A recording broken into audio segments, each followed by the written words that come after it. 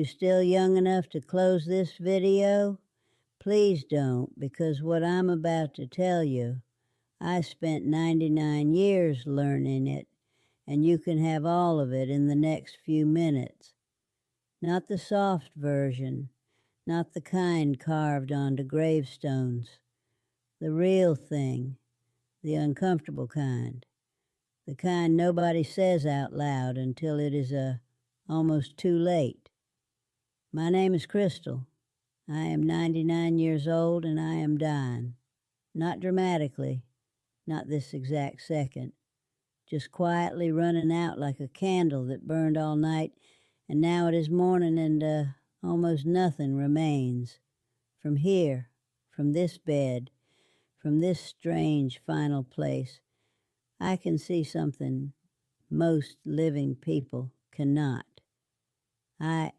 I can see the whole road, every turn, every place I slowed when I should have moved.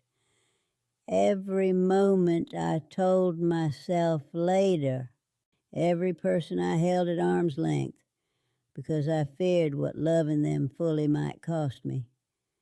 And what I see doesn't scare me for myself. It scares me for you. Here is the first truth. I need you to hear it, not process it, not save it. Hear it right now. You believe somewhere deep and unspoken that you have time. It is in everything you do. The trip you will take someday. The apology you will give when the moment feels right.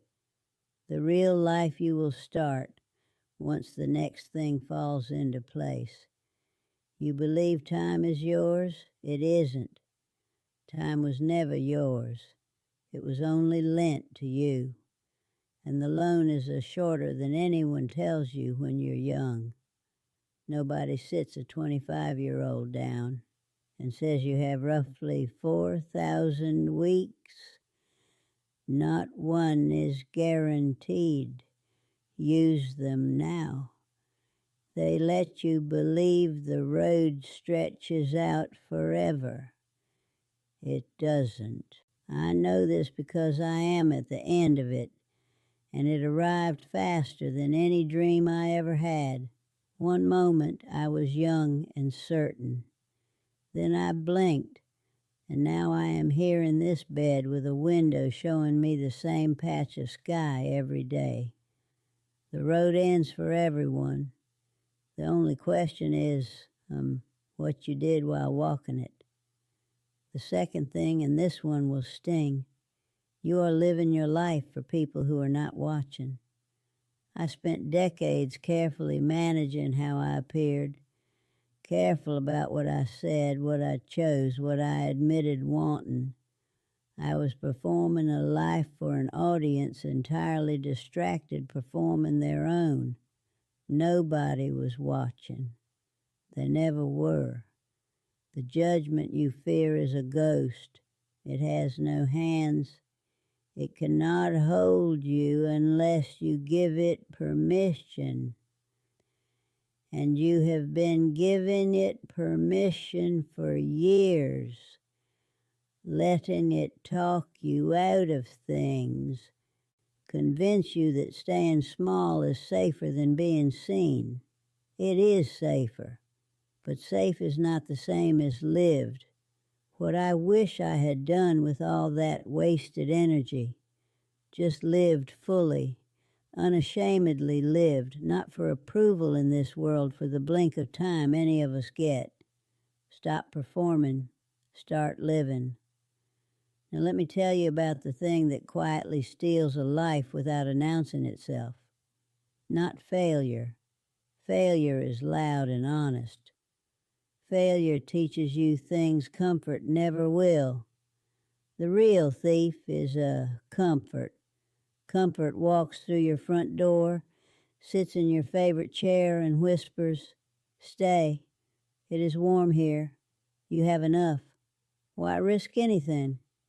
And you believe it because you do have enough. But enough is not what you came here for. I watched brilliant, capable people full of something real slowly let that something go quiet. Not because life defeated them, because comfort convinced them the fight was no longer necessary. They stopped, then waited, and nothing came. Because nothing comes to people waiting inside comfort. Discomfort is not punishment. It is proof you're still moving. The easy path leads somewhere, just not anywhere worth going. Here is what I know about love. The real kind, not the feeling, the decision. Love is not something that happens to you and carries you automatically. It is a choice you make over and over, in the moments when it is hard, inconvenient, when the other person is not making it easy to choose them. The feeling rises and falls. The decision is what stays. The deepest regret, the kind that sits with you at the end of everything, is almost never about the risks you took. It is about the love you held back, the words you never said because you thought there would be more time, the people kept at careful distance because you were protecting yourself from something that, looking back, was never the threat you imagined.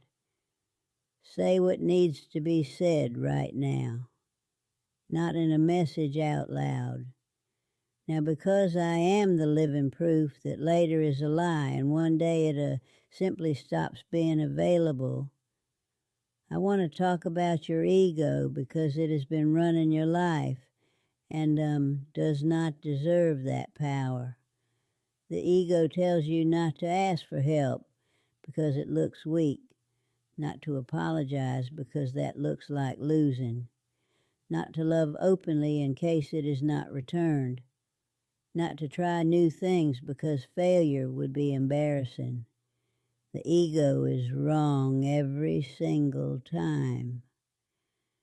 Every connection I treasure, every real moment of peace I ever felt came from putting the ego down, from saying out loud, I don't know, I was wrong, I am sorry, I love you.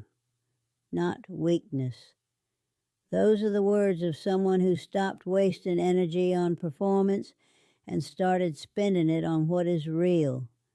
That's the only courage that truly matters. The quiet kind. The kind that costs your pride and gives you back your life.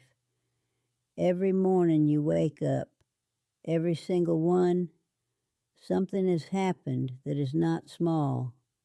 You got another one. I know what it means to have fewer than you can count. I have outlived nearly everyone I ever loved. The distance between waking up and not waking up is not as wide as youth makes you believe. So here's what I am asking. Not someday, not when things settle. Today, tell someone you love them out loud with your whole self. Do the thing you have been postponing for a reason that if you wrote it down honestly, you would be embarrassed to read. Forgive someone, not for them, for yourself. Carrying that is costing you more than you know.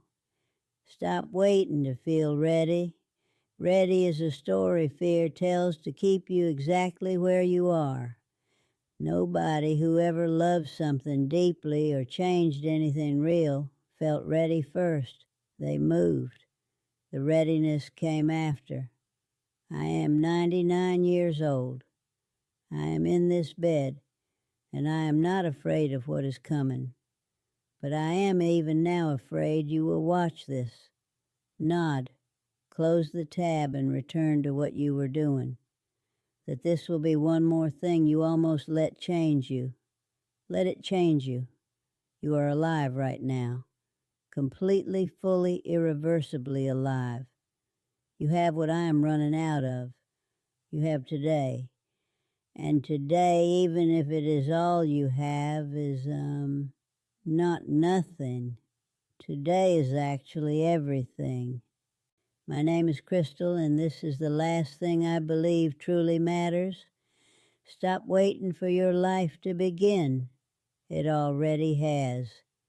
It is happening right now. Whether you are present for it or not, be present for it. Go like the video. Comment the one word that hit you hardest. Share this before you close the video. You already know who needs it.